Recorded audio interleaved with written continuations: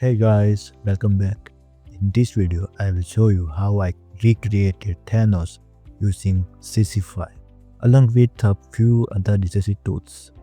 What makes this character special is that it's not just a showcase. It's a fully functional character which I can use for animations as well as games. So let's begin. I started from this base mesh. I began shaping the overall form using Morph sliders.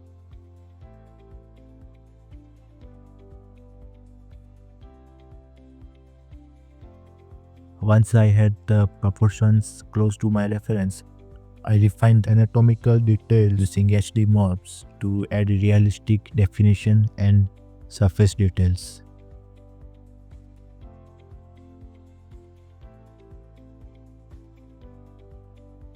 To push the realism even further, I used a Goz Plus, a plugin that lets you send character to ZBrush for detailed sculpting. There I fine-tuned facial features like the nose, ears and other subtle forms that make the likeness stand out.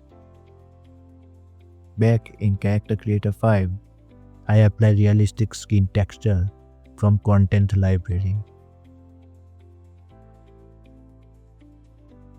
In addition to HD Morphs, I also used the Skin Gen to enhance the muscle definition. I love how Skin Gen lets me control normal details on different body parts, which is super useful for customization. Next, I took the character into Substance Painter and baked some maps and used the CC5 Textures as base. This is where I customized the skin even more, added some small imperfections, scars, and subtle surface details to bring the character to the life.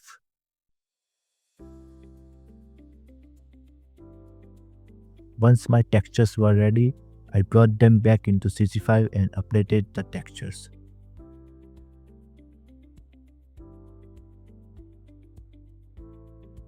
I also used the new HDIs available in CC5.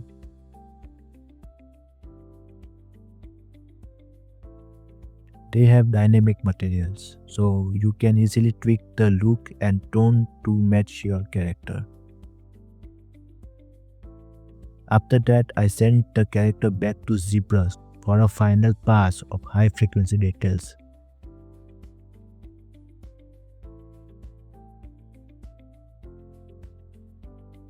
All these additional details which I sculpted in will be baked into normal and displacement maps when I transfer it back to CC5.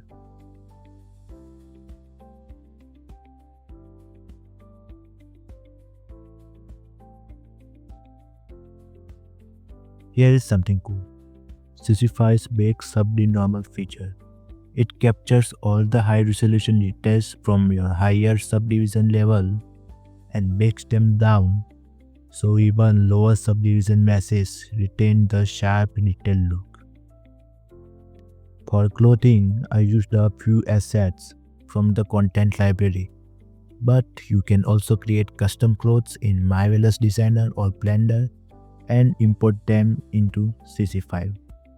I tested the clothes with a few animations to check how is the deformation and how it's performing, and it performed very well.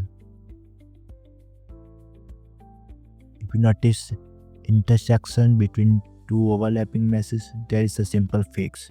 Just hide the geometry underneath the clothes. It's a standard optimization step for game characters. Next, I checked the facial expressions and found one that needed a bit of adjustment, the eye blink. Using Face Tool, I was able to refine that shape directly in ZBrush.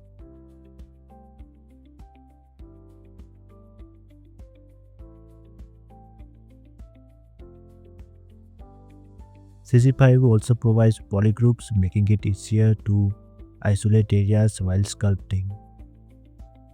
When everything looked good, I exported the character to Blender.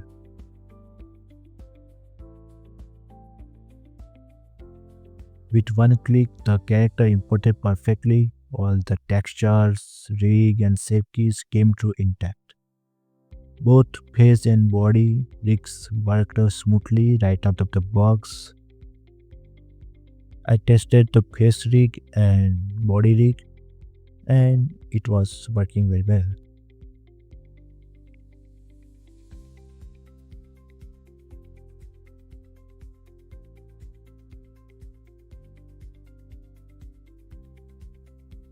Now it was time to test our character in Unreal Engine 5. I wanted to see if the beard comes perfectly in Unreal Engine or will there be any shader issues.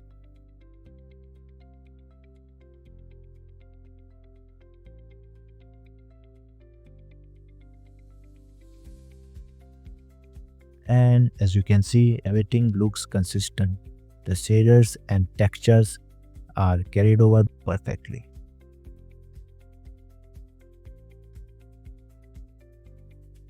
I replaced the default mannequin with my Thanos character, and it was a lot of fun playing as Thanos and watching him doing action. And that's it for today's breakdown, guys. I hope you have enjoyed this video. Don't forget to like and subscribe. And if you wanna try out the CC5 yourself, then I have left a link in description, so check it out. Thanks for watching video and I will see you in the next one.